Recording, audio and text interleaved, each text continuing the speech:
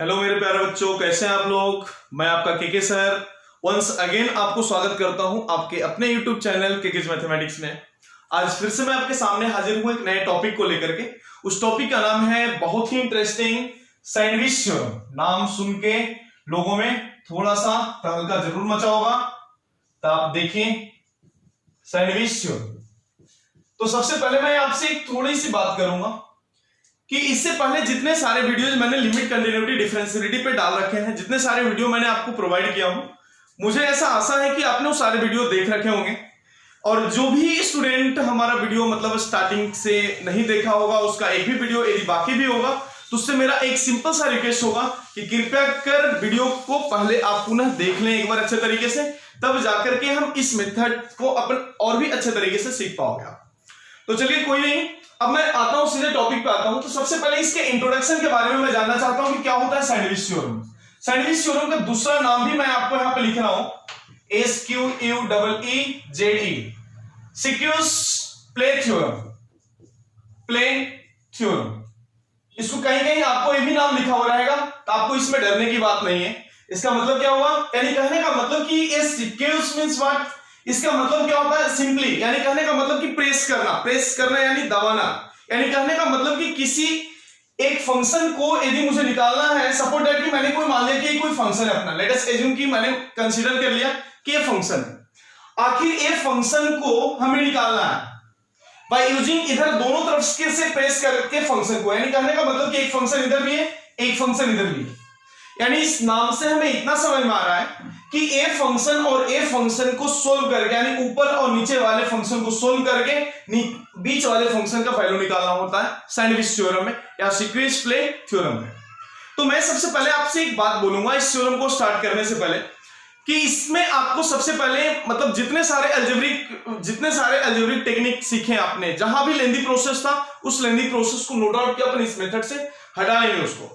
लेकिन वो जानने से पहले आपको एक बात जानना अति शीघ्र बहुत जरूरी है कि आप सबसे पहले इस मेथड को यूज करने से पहले आपको इन इक्वलिटीज के सारे कंसेप्ट आपको याद होनी चाहिए या पता होनी चाहिए एटलीस्ट। और जो भी व्यक्ति, जो भी स्टूडेंट को यदि इन इक्वेशन के कंसेप्ट में थोड़ा सा भी यदि डाउटफुल है आप, तो आप कृपया करके हमारे चैनल पे बेसिक मैथमेटिक्स का आप देखिए, वहां पे एक मैंने प्लेलिस्ट बना रखा है, वहां पे जाइए आप बेसिक मैथमेटिक्स में, और वहां पे बहुत सारे सब टॉपिक मैंने लिख रखे हैं। वहां पे आपको इन इक्वेशन और इन इक्वलिटीज वहां पे डिटेल में मेरा बताया हुआ है, उसको एक बार जरूर से जरूर देखें, तब आप इस वीडियो को कंटिन्यू करें। तो चलिए ठीक है, ये आपका बेसिक जानकारी मैंने आपको दिया। जैसे कि अभी मैंने इसके इंट्रोडक्शन के बारे में आपको बता दिया कि क्या होता है सैंडविच थ्योरम, कहां पे यूज करेंगे, कैसे पढ़ेंगे, कैसे इसको वो अप्लाई करेंगे, सारी चीजें मैंने आपको इसके इंट्रोडक्शन में बताया। अब मैं इसके स्टेटमेंट पे बात करता हूं। तो जनरली मैं आपको एक ओरली मैं आपको यहाँ पे एक बताना चाहता हूँ इसके स्टेटमेंट, सबसे सिंपल तरीके से मैं आपको बताना चाहता हूँ कि लेट अस एज्यूम कि कोई एक फंक्शन है, मैंने मान लिया कि कोई भी एक फंक्शन मैंने एज्यूम कर रहा हूं, और एक फंक्शन मैंने मान लिया कि इस तरह से ऐसा जा रहा है, और एक फंक्शन और भी जा रहा है इस तरह से, मतलब एक ऐसा ऐसा आ रहा है फंक्शन, एक ऐसा ऐसा आ रहा है। मैंने दो फंक्शन मैंने इस तरह से मैंने बना रखे हैं यहाँ पे। अब आप यहाँ पे देखिए, मतलब कैसा भी हो, कोई जरूरी नहीं कि कर्व ही ऐसा होना चाहिए, नहीं, कोई भी कर्व की बात कर रहे हो, यदि आप चाहो तो इसको आप इस तरह से सिंपली बना सकते हो कि कोई भी एक कर्व ऐसा है और एक कर्व मान लिया कि ऐसा है, मतलब दो कर्व मैंने मान लिया लेट अस एज्यूम, और तीसरा एक लाइन मैंने और भी खींच दी है इसके बीच से, यानी कहने का मतलब कि ये फंक्शन एक और भी डाल दिया। यानी अब आपको ये बात समझ में आ रहा होगा थोड़ा सा ग्राफ को देखते हुए कि सबसे पहले, यानी कहने का मतलब कि मैं तीन फंक्शन एज्यूम कर लेता हूं इसमें। एक फंक्शन मैंने मान लिया h ऑफ x मान लिया, और एक आपका मान लिया g ऑफ x मान लिया, और एक वाला फंक्शन आपका h ऑफ, यानी कहने का मतलब f ऑफ x। तीन फंक्शन मैंने कंसीडर कर लिया। अब आपको एक बात यहां से दिख रहा होगा कि f ऑफ x किसके बीच में, ये दोनों फंक्शन के बीच में, नो डाउट है यहां। लेकिन आपको कैसे अप्लाई करना है, आप ये बात को सीखिए, थोड़ा सा गौर करिए, समझिए, इसके नाम को थोड़ा ध्यान में रखते हुए सैंडविच। तो सैंडविच में आपने क्या ऑब्जर्व किया है, क्या होता है सैंडविच जो आप खाते हो, यूजुअली जो आप खाते हो उसकी बात मैं पूछ रहा हूं, क्या होता है सैंडविच। सिंपली ना, यानी कहने का मतलब कि दोनों साइड ब्रेड होना चाहिए, बीच में बटर हो या कुछ भी हो, मतलब रख के अपन उसको सैंडविच बना लेते हैं। चलिए ठीक है, नो डाउट। यानी कहने का मतलब कि हमें बीच वाला पार्ट को आंसर लाना है अपने को, तो हमें सोल्व किसको करना होगा, दोनों साइड के ब्रेड को सोल्व करके जो आंसर आएगा वो बीच वाले पार्ट का भी आंसर सेम होगा। ए सैंडविच थ्योरम का सिंपली स्टेटमेंट ए होता है। अब इसको यदि सही तरीके से ग्राफ की तरह से यदि अपन देखते हैं यहां पे, तो मैं इसको इस तरह से बताना चाहूंगा कि आपको यहां पे एफ ऑफ एक्स का वैल्यू को सोल्व करके लिमिटिंग वैल्यू का इसका आंसर लाना है। तो नो डाउट हम कैसे लाएंगे, आपको सोल्व करना होगा जी ऑफ एक्स और एच ऑफ एक्स सोल्व करना होगा। जब जी ऑफ एक्स और एच ऑफ एक्स सोल्व कर लेंगे तो डायरेक्टली जो भी इसके वैल्यू आएंगे, यानी कहने का मतलब कि दोनों वैल्यू सेम आएगा, बिल्कुल भी सैंडविच थ्योरम में ध्यान रखिए। जब ये दोनों वैल्यू सेम आएगा तब इसके रिजल्ट जो भी आएंगे वो एफ ऑफ एक्स के बराबर हो जाएंगे। ये सिंपली इसके स्टेटमेंट होता है। तो अब ये स्टेटमेंट आपने अच्छे तरीके से सीख लिया होगा। अब इसको मैं आपको लिख के देता हूं, रेडन स्टेटमेंट आप लिखते जाइए। पहला मैंने इंट्रोडक्शन कवर कर लिया, अब मैं बात कर रहा हूं इसके स्टेटमेंट पे। रेडन if f g and h, if f g and h, ये तीन फंक्शन हमने एज्यूम किया हूं, यानी f of x, g of x और h of x तीन फंक्शन आपके सामने। are three function such that मैं किसी एक को बीच में रख रहा हूं, वो अपनी मर्जी है कि किसी एक फंक्शन को आप बीच में रख लीजिए, चाहे आप किसी को भी रख लीजिए। f of x रख लिया, g of x रख लिया और h of x रख लिया, अपनी मर्जी। आप h of x को बीच में रख सकते हो, इसी को रख सकते हो। सिंपली आपको ये स्टेटमेंट समझना है, यानी कहने का मतलब यहां पे क्या दिख रहा है आपको, such that g of x lie between किसके, f of x और h of x के बीच में। आप लिख लीजिए फॉर ऑल x, यहां पे सिंबल दे दीजिए, this is the symbol of for all x। तो सभी x के सारे वैल्यू के लिए ये स्टेटमेंट है। x इन सम इंटरवल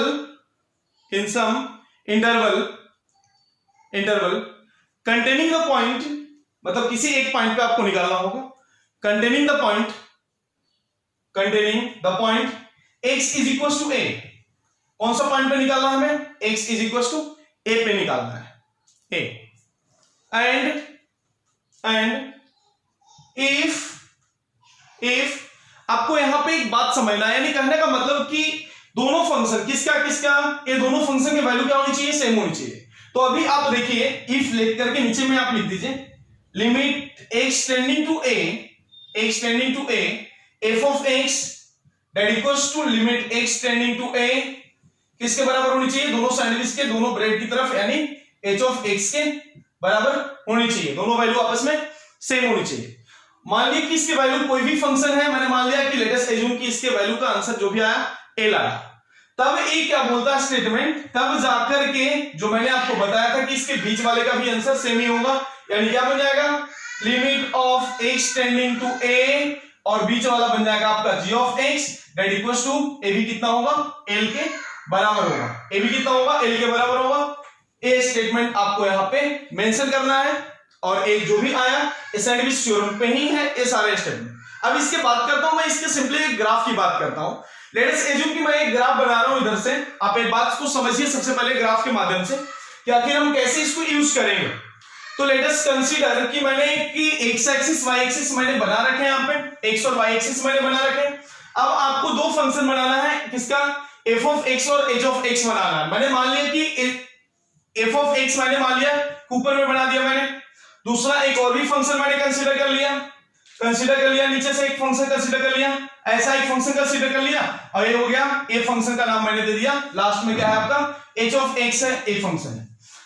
अब ये दोनों फंक्शन के माध्यम से हमें इसके बीच में फंक्शन, यानी कहने का मतलब कि बीच में कोई एक फंक्शन मैंने मान लेता हूं, देखिए थोड़ा सा, ए फंक्शन मैंने यहां पे बीच में मैंने एक कंसीडर कर लिया, once again g of x कर रहा हूं, तो g of x मैंने मान लिया कि कोई एक फंक्शन ऐसा g of x जा रहा है, यानी कहने का मतलब कि नो डाउट सैंडविच क्या है, f of x और g of x के बीच में एक फंक्शन है g of x, sorry f of x और h of x के बीच में फंक्शन है g of x। हमें निकालना है g of x का वैल्यू, फाइनली उसके लिमिटिंग वैल्यू को अप्लाई करके हमें जो भी रूल लगेंगे उसको लगा के हमें g of x को कैलकुलेट करना है। तो यहां पे इस मेथड में आप डायरेक्टली g of x को कैलकुलेट नहीं कर सकते हैं, तो क्या करना होगा, हमें इस पे यानी f of x और h of x को सोल्व करके ही हमें इसके आंसर लाने होंगे, यानी जो स्टेटमेंट मैंने लिखा ये स्टेटमेंट ही आपको यहां पे ध्यान रखना है। तो मैंने इसमें एक सिंपल सा एक आधा लगे तो उदाहरण में एग्जांपल, इसी को एग्जांपल में मैं कन्वर्ट कर रहा हूं, इसी ग्राफ को मैं एग्जांपल के थ्रू मैं लेके जाना चाह रहा हूं। मैंने एज्यूम कर लिया, लेटेस्ट एज्यूम कि फंक्शन है आपका जो भी सैंडविच वाला जो फंक्शन है, इसको मैंने मान लिया कि 1 माइनस एक्स स्क्वायर अपॉन 4 मैंने मान लिया, ए भी 1 माइनस एक्स स्क्वायर अपॉन 4 मैंने मान लिया। लेटेस्ट एज्यूम कि मैंने दोनों फंक्शन यहाँ पे लिख दिए, चाहे एक में आप ऊपर में एक तो प्लस लिख दिया और एक में मैंने माइनस लिख दिया। अब आपको यहाँ पे सोल्व करना है कहां पे, सपोज दैट कि ये वैल्यू आप एक पॉइंट जो आप देख रहे हैं 0 कॉमा मतलब x से 0, तो y को मैंने 1 रख लिया, यहाँ पे मैंने इसको 1 रख लिया। अब यहाँ पे मैं एज्यूम करता हूं, सिंपली यदि एज्यूम करता हूं मैं यहाँ पे, तो क्या बन जाएगा, x at x tending to 0 पे बात कर रहा हूं मैं। अब x टेंडिंग टू 0 पे मुझे कैलकुलेट करके इसके आंसर लाने हैं, तो क्या करेंगे अपन, थोड़ा सा सिंपली आप सोचिए क्या होगा। जब मैं h ऑफ x की बात कर रहा हूं तो मैं लिख रहा हूं लिमिट x टेंडिंग टू 0, और h ऑफ x की बात कर रहा हूं, h ऑफ x का वैल्यू कितना आ रहा है बोलिए ना, जब 0 लगा दिया तो इसका रिजल्ट कितना 1 बन रहा है, नो डाउट। वो ऐसा ही लिमिट x टेंडिंग टू, यदि ऊपर वाले फंक्शन की जब बात कर रहा हूं मैं f ऑफ x, तो अभी आप मुझे बताइए इसका भी वैल्यू कितना आएगा, 0 रख लिया x के वैल्यू, यानी नो डाउट कि उसके वैल्यू भी 1 ही आएंगे ना, इसके वैल्यू भी कितना आ गए 1 आ गए। अब ये दोनों वैल्यू जब 1 आया, यानी कहने का मतलब कि इसका स्टेटमेंट यहां पे बोल रहा है कि जब ये दोनों आपस में सेम होंगे तभी अपन सैंडविच के मजे लेंगे। तो नो डाउट चलते हैं थोड़ा मजे लेने पे सैंडविच के। तो देखिए ना, पहले इससे आप एक और रिलेट कर लीजिए, दोनों सेम है क्या, तो बिल्कुल दोनों का आंसर तो सेम है। तो नो डाउट जो बीच वाला जो फंक्शन जो मतलब प्रेस हो रहा होगा दोनों तरफ से, उसका भी आंसर सेम ही हो जाएगा। यानी कहने का मतलब कि आप इसके माध्यम से लिख सकते हो limit x tending to 0 as it is, and बीच वाला फंक्शन आपका g ऑफ x, इसके रिजल्ट भी कितना होंगे 1 के बराबर। यही आपको सैंडविच थ्योरम का सिंपली स्टेटमेंट है। अब यदि आप ये स्टेटमेंट समझ गए होंगे तो मैं आपको कुछ इसमें से कुछ एग्जांपल भी आपको दूंगा, तब तक के लिए इसको आप नोट डाउन कर लीजिए, अच्छे तरीके से लिखिए आप। अब जैसे कि मैंने इसके स्टेटमेंट भी आपको बता दिया कि क्या होता है सैंडविच थ्योरम, जो आपके दिमाग में जो भी क्यूरियोसिटी था उसको आपने कंप्लीट कर लिया। अब मैं मूव कर रहा हूं थर्ड पॉइंट पे, जो ही बहुत इंपॉर्टेंट पॉइंट होगा, थर्ड पॉइंट पे हमें मूव करना है। यानी कहने का मतलब कि ये स्टेटमेंट यानी जो कंसेप्ट हमने देखा इसमें, उसको कैसे अप्लाई करते हैं, यानी कहने का मतलब कि एग्जांपल्स के बारे में हमें सीखना होगा। यानी द थर्ड स्टेटमेंट के बाद जो भी आएगा वो कंसेप्ट एप्लीकेशन, कंसेप्ट एप्लीकेशन। अब इसको थोड़ा सा ध्यान से समझना है और देखना है, थोड़ा सा समझिए आप, ध्यान से समझना होगा आपको, क्योंकि नो डाउट कि हम सारे चैप्टर्स, जितने सारे टेक्निक मतलब जितने सारे चैप्टर्स हमने टीच किया है, उसमें हमें बिल्कुल भी बेसिक से लेके आना होता है कि क्या होता है उसके इंट्रोडक्शन, क्या होता है उसके स्टेटमेंट यानी कंसेप्ट क्या है उसके रिलेटेड, और उस कंसेप्ट को कैसे यूज करेंगे हम क्वेश्चंस में, क्योंकि कंसेप्ट एप्लीकेशन बहुत ज्यादा इंपॉर्टेंट होता है और इस पे हमें ज्यादा फोकस करने होंगे, इस पे हमें ज्यादा फोकस करना होगा। तो अपन नो डाउट कि कंसेप्ट एप्लीकेशन पे आ चुके हैं, तो मैं एक एग्जांपल आपको एक देना चाहूंगा। रेडन एग्जांपल लिख लीजिए, आप लिखते जाइए कंसेप्ट एप्लीकेशन पे।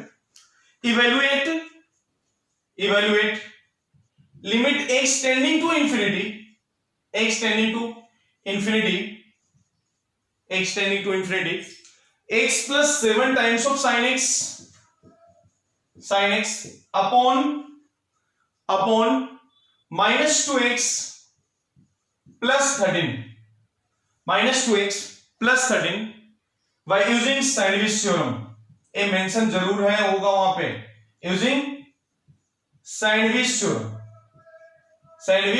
थ्योरम। अब एक बात आपके दिमाग में आ रहा होगा कि क्या ये क्वेश्चन सवाल में यदि पूछा जाएगा कभी एग्जाम में, तो क्या वहां पे मेंशन होगा, तो बिल्कुल भी नहीं मेंशन होगा।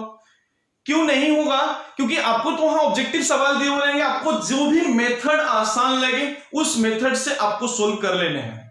और ये मेथड मैंने भाई इसको यूज कर रहे हैं अपन इन इक्वेशन वाले टेक्निक, जो किसी का इन इक्वेशन में अच्छे कमांड होता है उसको अपन बोलते हैं कि डायरेक्टली सैंडविच थ्योरम यहां पे यूज कर लो।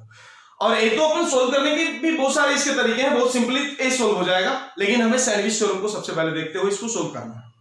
तो नो डाउट कि इसके आंसर आप डायरेक्टली भी लिख सकते हो, डायरेक्टली भी मेथड है और डायरेक्टली से भी इसके आंसर आ जाएगा, बहुत सरल है, बहुत जल्दी इसके आंसर आ जाएंगे, लेकिन हमें उसको नहीं, हमें सैंडविच थ्योरम के मेंशन जो किया हुआ है इसको हमें फॉलो करना है।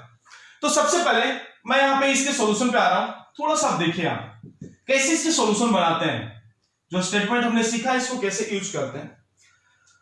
सबसे पहले मैं यहां से ये जो पॉइंट को जिसको मैंने घेर रखा हूं उस पॉइंट का हमें रेंज निकालना होगा।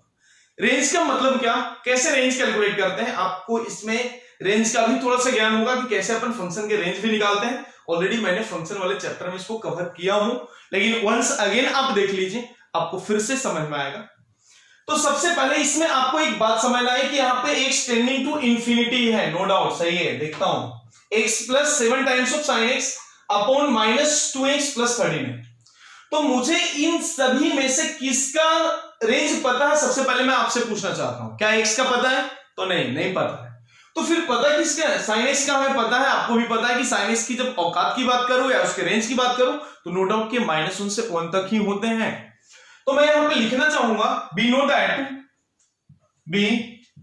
नो दैट अपन जानते हैं, क्या जानते हैं भाई, बोलो थोड़ा, sin x के बारे में जब अपन जानते हैं तो नो डाउट कि sin x का वैल्यू कितना -1 से +1 तक लाई करेगा।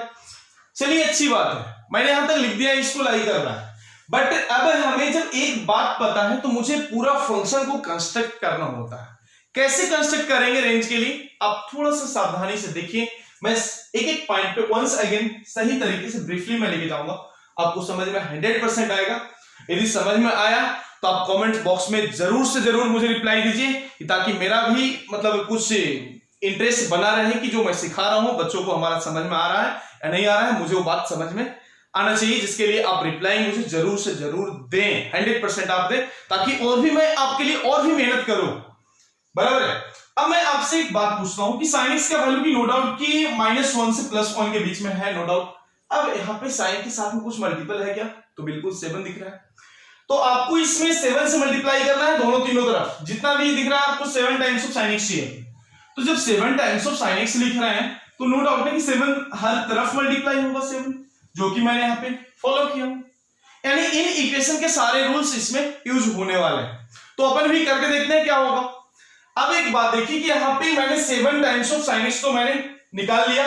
अब उसमें हमें लग रहा है कि इसके न्यूमरेटर में x जुड़ा हुआ है, तो नो डाउट कि मुझे इसमें x जोड़ना पड़ेगा। तो मैं यहाँ पे लिखता हूँ बीच वाला फंक्शन, तो x प्लस कितना 7 टाइम्स ऑफ sin x लिख दिया। अब ऐसा तो कुछ नहीं है ना कि यदि आपने बीच में x जोड़ा तो दोनों तरफ से भी मांगेगा कि मुझे भी दो, नहीं तो गड़बड़ हो जाएगा। तो मैंने इधर भी x जोड़ दिए और इधर भी x जोड़ दिए, मैंने दोनों तरफ को x को जोड़ दिया हूं टेलर। अब जैसा जोड़ने के बाद एक बात आप हमेशा ध्यान रखें कि वंस अगेन क्या बोल रहा है, फिर से फंक्शन, यानी कहने का मतलब कि ऊपर तक तो हमने निकाल लिया। अब क्या करना है हमें फंक्शन को सेम लाने के लिए, हमें डिवाइड करना होगा। किससे डिवाइड करना होगा, देखिए ना यहाँ पे डिवीजन दिख रहा है आपको, -2x + 13 से डिवाइड करना होगा। यानी पूरे इक्वेशन में, पूरे इन इक्वेशन में थ्रूली आपको थ्रू आउट आपको -2x + 13 से डिवाइड करना होगा। तो क्या मिल जाएगा, अब अपन चेक करते हैं। तो मैं यहाँ पे लिखता हूं कि अब क्या करना चाहिए हमें उसको कंस्ट्रक्ट करने के लिए। तो मैं यहाँ पे लिख रहा हूं statement divide by -2x + 13 through out, यानी कहने का मतलब कि जहां जहां आपको दिख रहा है हर जगह पे आपको -2x + 13 आपको डिवाइड कर लेना होगा। क्या मिलेगा, मैं यहां पे लिखूंगा, आप देखिए। मैं सबसे पहले अब इन इक्वेशन के साइन मैंने लिख रहा हूं, क्योंकि अब वहां पे मुझे थोड़ा सा डर फैक्टर बना हुआ है। उस डर फैक्टर को भी अपन रिमूव करेंगे कि क्या होगा, इन इक्वेशन क्या होगा, साइन बदलेगा या सेम रहेगा, क्या होगा, उस पर अपन चर्चा बाद में करेंगे। पहले इसको अपन लिख लेते हैं, डिवाइड का जो मैंने बोला हूं उसको। तो कितना है आपका, बोलिए ना, x प्लस कितना 7 टाइम्स ऑफ sin x है। किससे डिवाइड करने के लिए मैंने बोला, -2x प्लस कितना 13 से बोला, तो मैंने कर लिया। कुछ साइन नहीं दे रहा हूं इक्वेशन का, तो x + 7 अपॉन कितना -2x + 13 दे दिया। अब वंस अगेन यहां भी x - 7 है, तो -2x + 13 हमने दे दिया। अब ऐसा दे दिया तो कहीं ना कहीं ऐसा लग रहा है कि इक्वेशन सही नहीं लग रहा अपने को, कुछ तो इक्वेशन के साइन होनी ही चाहिए। तो आपसे मैं एक बात पूछ रहा हूं, आप खुद से मुझे बताइए, आपने इन इक्वेशन के वीडियो आप बेसिक मैथमेटिक्स में देख रखे होंगे, या जो जानते होंगे वो कंसेप्ट को आप डायरेक्टली बताइए मुझे, कि यदि एक कंसेप्ट आपने सीखा होगा इन इक्वेशन में, बहुत सिंपली कंसेप्ट आप सीखे होंगे, थोड़ा सा ध्यान रखिए कि कभी भी नेगेटिव नंबर से यदि मल्टीप्लाई करते हैं, डिवाइड करते हैं इन इक्वेशन में, तो उसके साइन आपस में बदल जाते हैं, यानी चेंज हो जाते हैं। जब एक कंसेप्ट आपके दिमाग में है तो मुझे अभी आसान होगा, यदि नहीं है तो आप वहां पे लिख लीजिए कि कभी भी नेगेटिव नंबर से मल्टीप्लाई या डिवाइड करेंगे तो हमें इन इक्वेशन के साइन को चेंज करना ही होगा। अब मैं आपसे बात पूछ रहा हूं कि क्या -2x + 13 नंबर जो है, क्या ये नंबर पॉजिटिव है या नेगेटिव है? आपसे पूछा जा रहा है पॉजिटिव और नेगेटिव व्हाट क्या है, आपसे पूछा जा रहा है। ये पूछ रहा है, कौन पूछ रहा है? जनता पूछ रहा है कि -2x + 13 प्लस और माइनस है क्या, आप बताइए।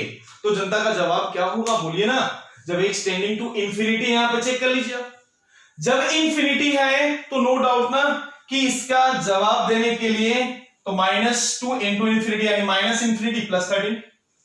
अब आप मुझे बताइए -∞ + 13 का मतलब क्या हुआ? नो डाउट ना कि इसके ओवरऑल रिजल्ट जो भी आ जाएंगे ये पूरा टर्म नेगेटिव होगा। यानी कहने का मतलब कि -2x + 13 जो टर्म है अपना, ये थ्रू आउट टर्म जो भी है वो नेगेटिव है नंबर है वो, मतलब कुछ भी हो नेगेटिव ही आने वाला उसका रिजल्ट। तो जैसे कि मैंने आपको बताया था कि कभी भी नेगेटिव, अभी कुछ सेकंड पहले मैंने ये बात आपको दोहराया था, फिर से मैं आपको बताना चाह रहा हूं कि कभी भी नेगेटिव नंबर से यदि आप डिवाइड करते हो ना तो उसके इन इक्वेशन के साइन क्या हो जाएंगे, बदल जाएंगे। So simple. तो अभी आप देखिए यहां पे, तो जैसे मैंने इन इक्वेशन के साइन को बदलना चाह रहा हूं, तो अब देखिए ना इसका मुंह कहां था, इधर से था ना, अब इसके इन इक्वेशन के साइन बदल जाएंगे। अब इसके मुंह उल्टा हो गया, अब ये उठ गया, ए भी उल्टा होके ये भी सबके मुंह बदल जाते हैं, जो कि मैंने बदल दिया। यानी यहां पे मैंने बदलने के लिए इन इक्वेशन के साइन क्यों चेंज हुआ, ये बात वंस अगेन मैं आपसे पूछ रहा हूं, क्यों इन इक्वेशन के साइन चेंज किया?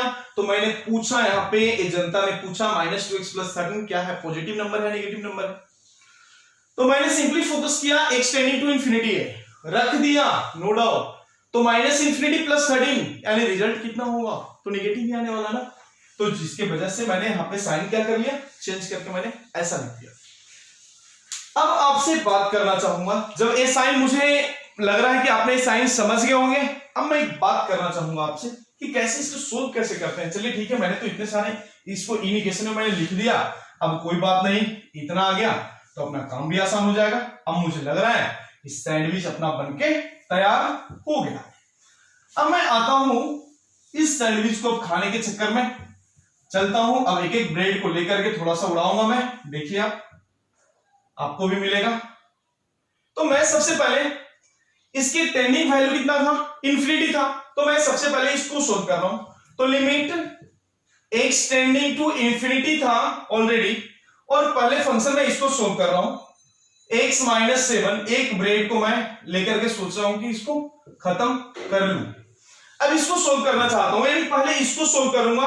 आपको ये बात समझ में आ गया होगा सैंडविच में कि पहले हमें इसको खाना है, उसके बाद फिर मुझे इसको खाना है। ये दोनों खा लेंगे तो बीच वाला जो बचेगा वो इसका आंसर हो जाएगा। तो नोट देखते हैं, इसको सोल्व करने के लिए मैंने लिमिट एट इंफिनिटी भी आपको बताया हूं, evaluation of algebraic limit at infinity मैंने भी आपको सिखाया हूं पहले वाले वीडियो में। यानी कहने का मतलब कि इसमें x का हाईएस्ट पावर जो भी होगा ना उससे हमें डिवाइड करना होता है। तो x का हाईएस्ट पावर पूरे टर्म में न्यूमरेटर डिनोमिनेटर में कितना है, x ही है ना। तो हमें उसको रूल को फॉलो करने के लिए यदि मैंने x से डिवाइड भी कर लिया तो क्या बचेगा, 1 - 7/x हो जाएगा। x से डिवाइड किया ऊपर में और नीचे भी कर रहा हूं तो -2 + 13/x हो जाएगा। बोलिए ना, ये रूल को मैंने अप्लाई किया जो आपने पहले, इससे पहले वाले वीडियो में आपने देख रखे हो, वो मैं यहाँ पे यूज कर रहा हूं। अब आप बताइए मुझे, अब यहाँ पे यदि लिमिटिंग वैल्यू अप्लाई करूं तो आपको बहुत ही मजा आने वाला है। ये मजे का सिलसिला जारी रहेगा। 0 0 आ गया यहाँ पे, यानी कहने का मतलब कि नो डाउट कि limit x tending to infinity और x - 7/-2x + 13 का रिजल्ट जो भी आपके सामने है कितना, 1/-2 यानी -1/2। ये तो मैंने एक सैंडविच को, मतलब एक ब्रेड को मैंने सोल्व करके ला दिया। अब सेकंड को सोल्व कर रहा हूं तो थोड़ा सा आप देखिए, वंस अगेन आता हूं मैं वहां पे, क्या है limit x tending to infinity. अब बताओ मुझे, x + 7/-2x + 13 है। अच्छा, यहाँ पे प्लस और माइनस का डिफरेंस होगा। चलो ठीक है, देख लेते हैं, लेट अस चेक कि यदि इंफिनिटी है तो वंस अगेन मैंने x से डिवाइड करूंगा, x का हाईएस्ट पावर से मुझे डिवाइड करना होगा, तो रिजल्ट आपके कितना बन जाएगा, 1 + 7/x हो जाएगा। एक से यहां भी डिवाइड करूंगा तो -2 प्लस कितना 13/x हो जाएगा। बोलिए लिमिटिंग वैल्यू इसमें भी अप्लाई होगा, tending to infinity, this becomes 0, this is also 0 and इससे भी आपका रिजल्ट आया -1/2। ये आ गया limiting value x tending to infinity. यानी नो डाउट कि इससे भी, यानी कहने का मतलब कि इस फंक्शन तो लिखा नहीं, लिख देता हूं x + 7 अपॉन कितना -2x + 13 से भी रिजल्ट आपका कितना है -1/2। तो ये नंबर 1 और नंबर 2 मैंने इक्वेशन इसको एज्यूम कर लिया। अब जैसा आपको यहां तक क्लियर हो गया होगा कि टिल नो जो भी हमने स्टेटमेंट देखे, यानी जो कंसेप्ट हमने देखे, यानी कहने का मतलब कि दोनों साइड को सोल्व कर लिए थे अपन, और बीच में वैल्यू जब निकालना होगा, बीच वाले फंक्शन f(x) का निकालना होगा आंसर, तो क्या कर रहे थे बोलिए ना। यानी अब हेंस डायरेक्टली करके आप लिख सकते हैं दोनों का वैल्यू सेम है, तो नो डाउट कि इसके बीच वाले भी फंक्शन जो भी होंगे, लिमिट x टेंडिंग टू क्या था आपका इंफिनिटी था, और क्या कंस्ट्रक्ट किया हमने x + 7 times of sin x upon कितना बोलिए जी -2x + 13, और इसका भी रिजल्ट क्या बन जाएगा आपका -1/2, यानी -1/2 is the answer of this. ये हो गया आपको सैंडविच थ्योरम का एप्लीकेशन, ये हो गया आपका आंसर। इस वीडियो को आप मतलब ज्यादा से ज्यादा देखिए, यदि आपको कहीं पे भी कोई प्रॉब्लम आ रहा है ना, इस पॉइंट कहीं भी एक पॉइंट पे प्रॉब्लम आ रहा है, तो उस पॉइंट को वंस अगेन आप यहां से देखने की कोशिश करिए और लोगों तक पहुंचाइए। जितना ज्यादा से ज्यादा लोगों तक आप पहुंचा सकते हैं, जितने ज्यादा से ज्यादा लोगों तक शेयर कर सकते हैं, ताकि ये हर किसी को इसके बेनिफिट अवश्य मिले। अब मैं मूव करना चाहूंगा नेक्स्ट एग्जांपल पे, मूव करना चाहूंगा। Next example number 2। अब मैं और भी एग्जांपल दिया हूं मैं आपको यहां पे। Evaluate limit n tending to infinity 1/1 + n² plus second में आपका है 2/2 + n² प्लस नेक्स्ट रहेगा 3/3 + n²। ऐसो टर्म चलते जा रहा है, और आखिरी का जो टर्म है आपके पास n/n + n² के टर्म आपको गिवन है। अब आपके सिंपल दिमाग में ऐसा आ रहा होगा कि क्या मैं सैंडविच थ्योरम से सारे टाइप के क्वेश्चंस कर सकते हैं? तो एक बात ध्यान रखिए कि जो क्वेश्चंस यदि लेंदी प्रोसेस में जा रहा है उसी को आपको इस मेथड में लाना, सारे क्वेश्चन इससे सोल्व नहीं होगा, ध्यान रखिए। अब यहाँ पे जैसे इस तरह इस टाइप के क्वेश्चन है जहां पे आप कोई भी कंसेप्ट यदि आप लगाना चाहेंगे तो आप चाह के भी इसको सोल्व नहीं कर पाएंगे, तो इसको नो डाउट कि इसके लिए जो ऑप्शन बनेगा वो ऑप्शन आपके सामने सैंडविच थ्योरम को ही मतलब ज्यादा वेटेज दिया जाएगा ऑप्शन के में। तो सबसे पहले आपको ये बताना चाह रहा हूं इसमें कि जो टर्म है, मैंने मान लिया कि लेटेस्ट एज्यूम की जो टर्म आपका बीच वाला जो टर्म है, मैंने उसको मान लिया कि वो tn एक टर्म दिया हुआ है। मैंने लेटेस्ट एज्यूम मैंने एक मान लेता हूं tn मान लिया मैंने, तो tn आपके पास 1/1 + n², दूसरा है 2/2 + n²। अब नेक्स्ट है तो t1 t2 आप मत निकालिएगा, बस मैंने एक टर्म मतलब ये मान रहा हूं, पूरे सारे टर्म जो भी है उसको मैंने ऐसा एज्यूम कर लिया, एक टर्म दिया हुआ है मैंने मान लिया। अब देखते हैं कि इसमें सैंडविच थ्योरम के फॉर्मेट पे जा सकता है या नहीं जा सकता है, आपको थोड़ा सा ऑब्जर्व करना होगा, क्योंकि नो डाउट कि यहाँ पे डिनोमिनेटर हर किसी के अलग अलग है। यदि डिनोमिनेटर सेम होता ना तो एक हद तक अपन कुछ सोच सकते थे, यदि डिनोमिनेटर हमने सेम रखा तो।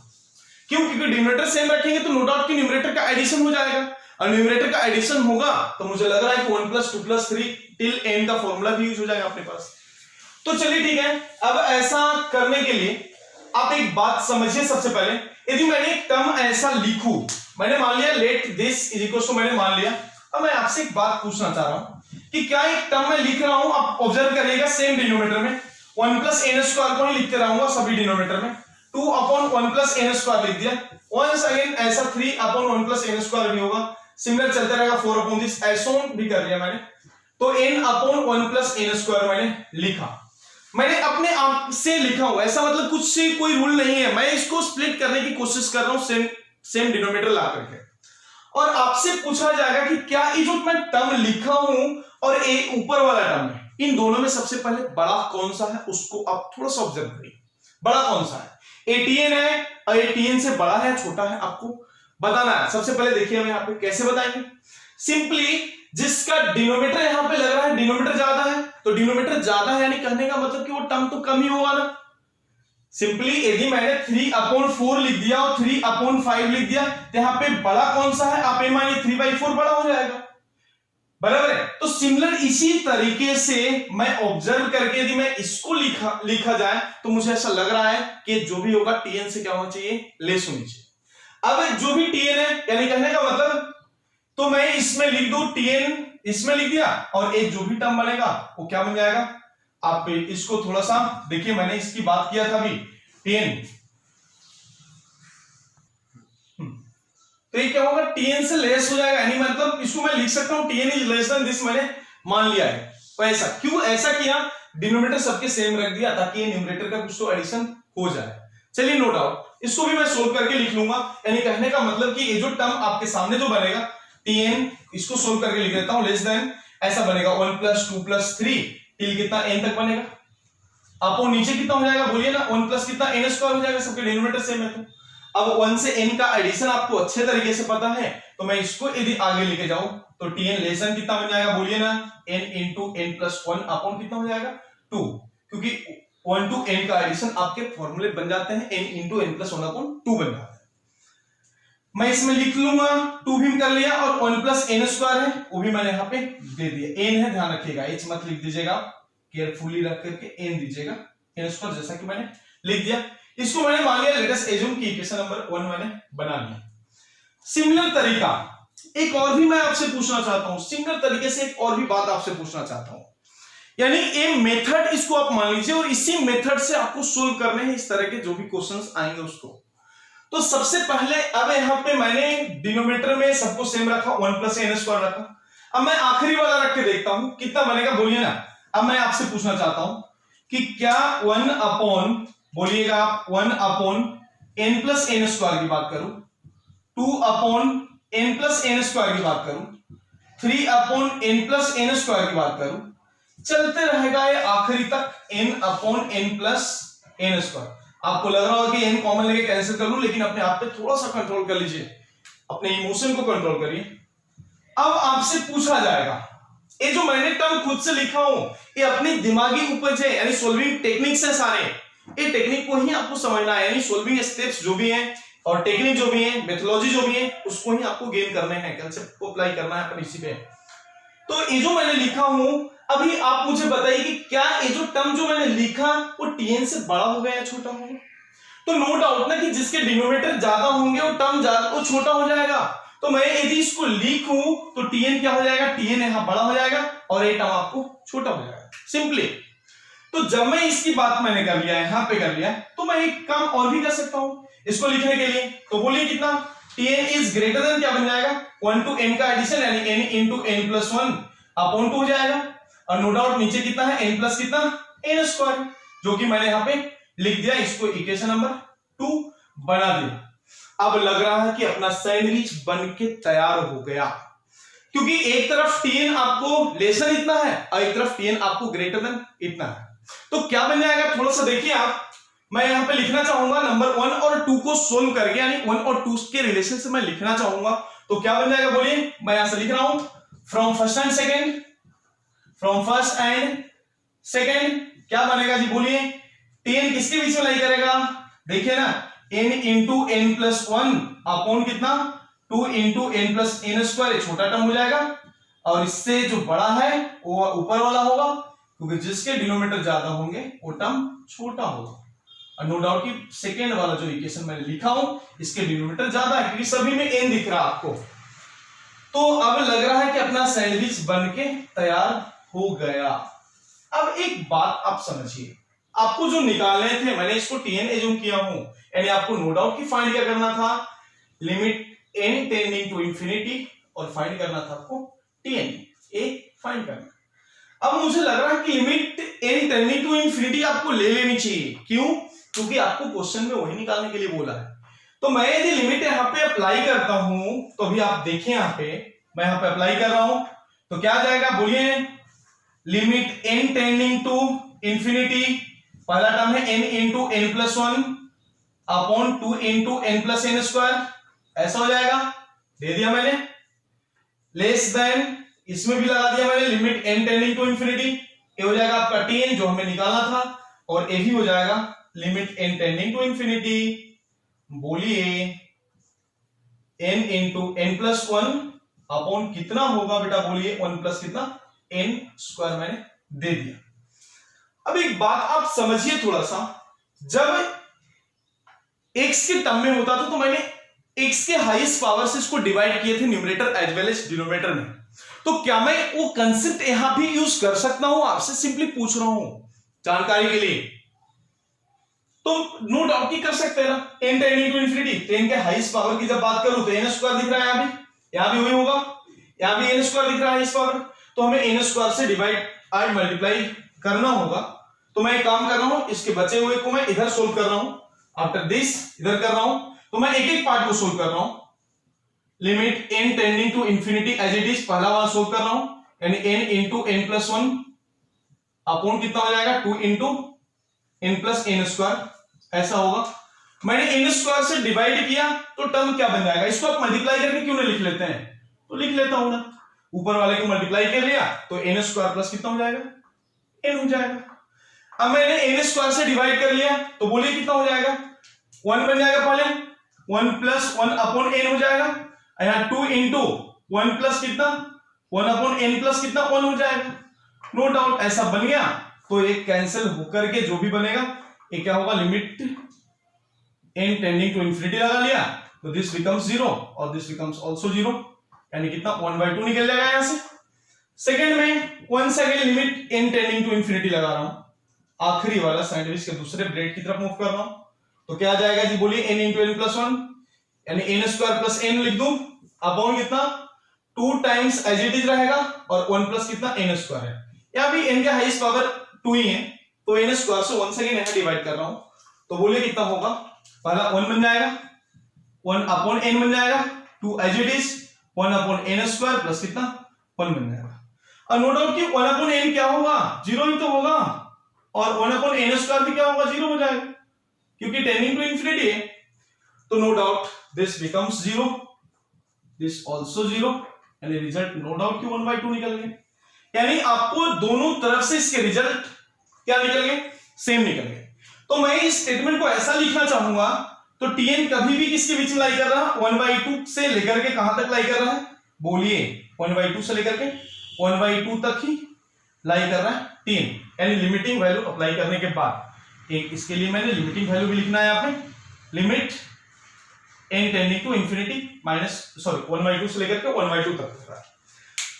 अब आपने इन इक्वेशन में एक बात जाने होंगे, यदि कोई भी सेम नंबर से सेम नंबर तक जा रहा है फंक्शन, यानी कहने का मतलब क्यों फंक्शन सेम ही है, कोई भी नंबर यदि 1 से लेकर के 1 तक जा रहा है, यानी कहने का मतलब वो फंक्शन खुद एक है, यानी सिंपली उस स्टेटमेंट पे मैं इसको लिख सकता हूं, हेंस फाइनली आंसर की तरफ लिख रहा हूं, limit n tending to infinity tn that equals to 1/2, this is the final answer of this. यानी इस तरह से, यानी कहने का मतलब कि ध्यान रखिए, यानी कभी भी इस तरह के कुछ क्वेश्चंस आएंगे तो आपको इसके मदद से आपको सोल्व करना अति शीघ्र बहुत जरूरी है। अब ये मेथड आप सीखे होंगे, मैं इसी तरह के कुछ क्वेश्चंस और भी आपके सामने ला रहा हूं, आपको उसको सोल्व करके मुझे बताना है कि क्या आंसर आएगा नहीं आएगा। तब तक के लिए लिखिए आप। अब मैंने जो भी कंसेप्ट आज हमने सीखे हैं उस कंसेप्ट में मैंने कुछ एग्जांपल आपको दे रखे हैं एज ए होमवर्क। जैसे नंबर 1 क्वेश्चन में आपको दिया हुआ है, limit x tending to infinity 3x plus cos square of 3x plus 1 upon 7 minus 4x। इसका आंसर भी मैं बाजू में लिख रखा हूं -3/4। एक बार आप सोल्व करिएगा, देखिएगा कि आंसर मैच कर रहा है नहीं कर रहा है। Second number question one second लिखा हुआ है, limit n tending to infinity 1 upon under root of n square plus 1 upon under root of n square plus 1 upon under root of n square plus 2 so on. कहां तक जा रहा है, 1 upon under root of n square plus 2n है यहाँ पे, और इसका आंसर कितना है 2 है। एक बार आप ईमानदारी से ट्राई करके इसका आंसर मैच किया नहीं किया आप कमेंट बॉक्स में जरूर डालें, और कितने लोगों ने वीडियो को देखा है, कितने लोगों को ये बातें समझ में आया है। कुछ बच्चे लोग का फीडबैक आ रहा है और बहुत लोग के फीडबैक इसमें आप लोग डाल नहीं पा रहे हो, ताकि मुझे ऐसा पता नहीं लग रहा है कि कितने लोगों को ये बेनिफिशियल हो रहा है नहीं हो रहा। आप कृपया कर जरूर से जरूर, हमारा एक सिंपल सा रिक्वेस्ट है, आप फीडबैक मुझे जरूर से जरूर शेयर करें, या तो प्लस और माइनस जो भी हमारा फीडबैक होगा आप इस चैनल के माध्यम से मुझे जरूर से जरूर बताएं। और सेकंड थिंग, इसके पीडीएफ के बारे में और भी बताना चाहूंगा। कि मैंने कुछ पीडीएफ यानी सोल्व करने के लिए जो स्टडी मटेरियल है हमारा, मैंने ऑलरेडी हमारे मतलब प्ले स्टोर पे जो हमारा ऐप है उस ऐप में मैंने डाल रखा हूँ study material, free of cost है बिल्कुल भी। वहां से जाके आप स्टडी मटेरियल डाउनलोड करिए। ये सारे कंसेप्ट को यूज करने के लिए, कंसेप्ट एप्लीकेशन के लिए कुछ मॉडल के मैं कुछ एक्सरसाइज वहां पे रखा हूं, वहां से सोल्व करिए। डाउट आने के बाद आप यूट्यूब चैनल पे या तो मुझे मैसेज कर सकते हैं या तो मुझे आप डायरेक्टली व्हाट्सएप कर सकते हैं। उससे पहले कि आपको एक बात और भी जो ज्यादा से ज्यादा जरूरी है, जो जिस स्टूडेंट ने, जिस बच्चों ने इसको लाइक शेयर नहीं किए हैं, कृपया कर लाइक और शेयर इसको जरूर करें, सब्सक्राइब भी बहुत जरूर करें और इसको नीडी पर्सन तक इसको पहुंचाएं जिसको सपोर्ट है कि मैथ से कुछ प्रॉब्लम आ रही है, तो वहां तक ये वीडियो को आपका वहां तक ये वीडियो पहुंचाने में हमारी मदद करें। और इसके आगे के वीडियो में का इंतजार करिए आप। तब तक के लिए आप अपने घर पे ही स्वस्थ और सुरक्षित रहें। Stay healthy. Thank you.